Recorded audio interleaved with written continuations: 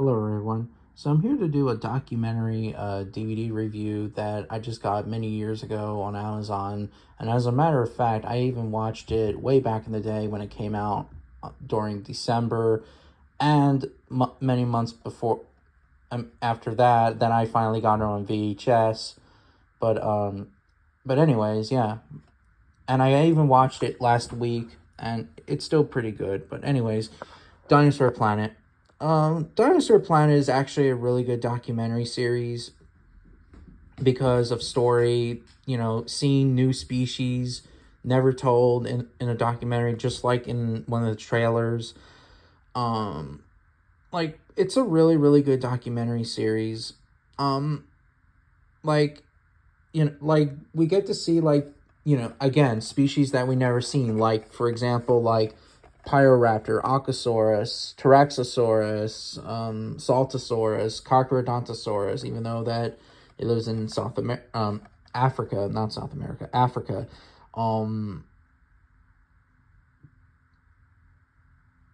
Ionosaurus. I'm trying to think of what else.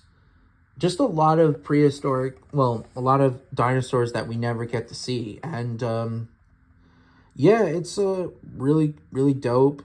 I also like how, Dr. Scott Sampson, who's a paleontologist in the documentary, he even, mentions that, Velociraptor in the Jurassic Park, when we think of Velociraptor, we think of the scaly, big meat eaters, well, human-sized theropods from the movie. But in real life, Velociraptor was one half of a size of a human, or his size, and and in real life it's the size of a modern turkey. I also like how some of these dinosaurs are like the main stars. Like White Tip the Velociraptor, Pod the Pyroraptor, Little Das the Dasputosaurus, and then finally Alpha the Saltosaurus.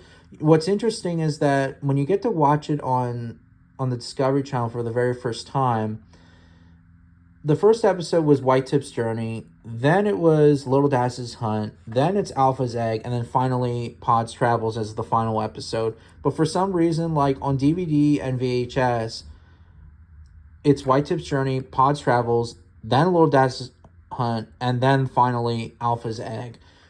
But it's whatever. I don't care really about it, but even I was a kid, I was strange. I thought this episode was the final episode and this, but it's whatever.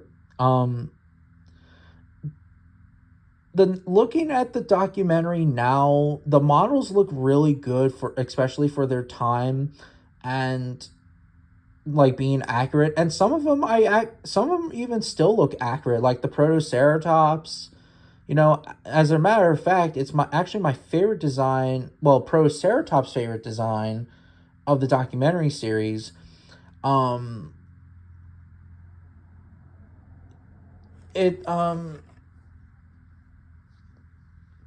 Yeah.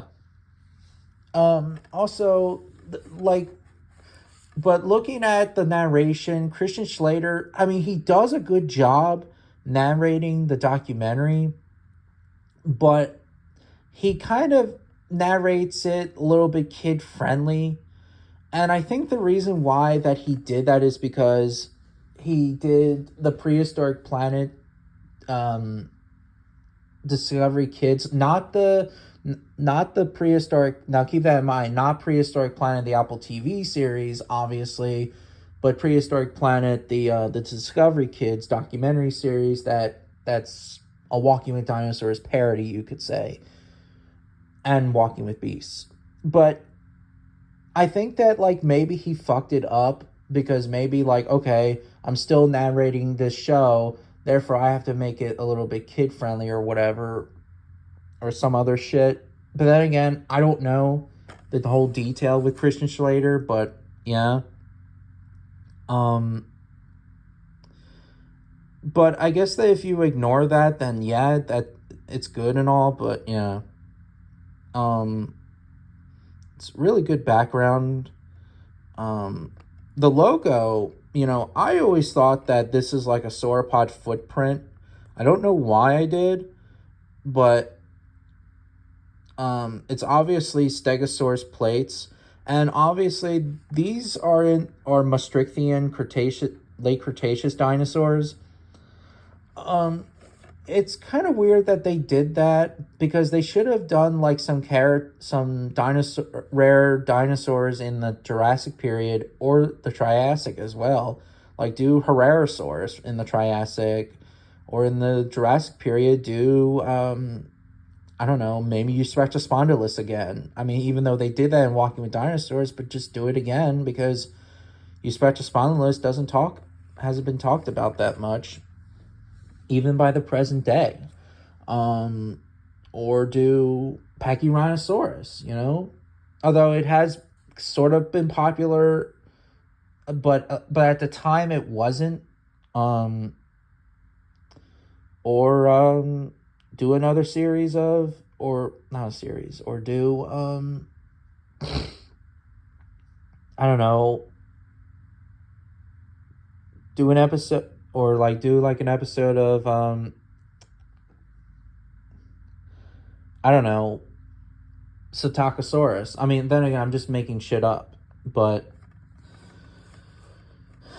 yeah, it's still good.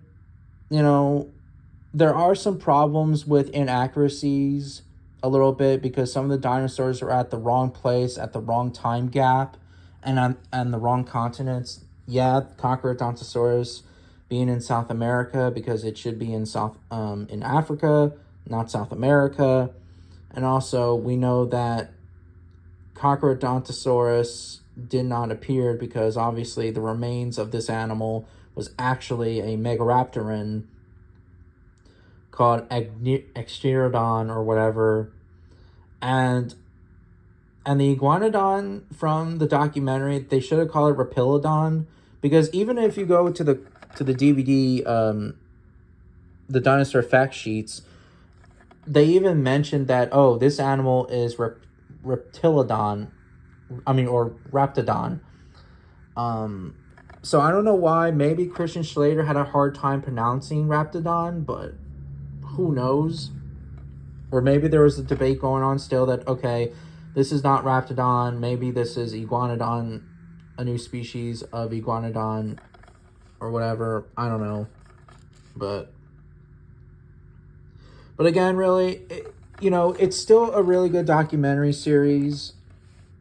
Eventually I will do my favorite designs of the documentary. Just give me time, of course. I even watched this documentary last week. The soundtrack is awesome. It also is beautiful, but it also had like some dark soundtrack as well. But yeah. Like Dinosaur Planet was actually like one of the golden ages of the early 2000 documentaries.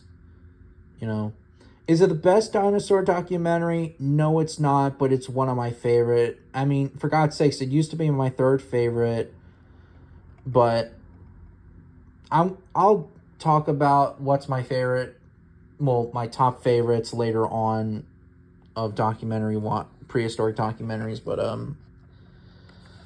yeah, what can I say? Like, Discovery Channel did really cared about, science and stories and etc. But yeah, like, Dinosaur Planet's still the best of the best. And if you want to hear like dinosaur big documentary stories, then yeah, go for it. And hear some interesting facts, then yeah, go for it as well. But yeah, but it's not perfect, but it is what it is.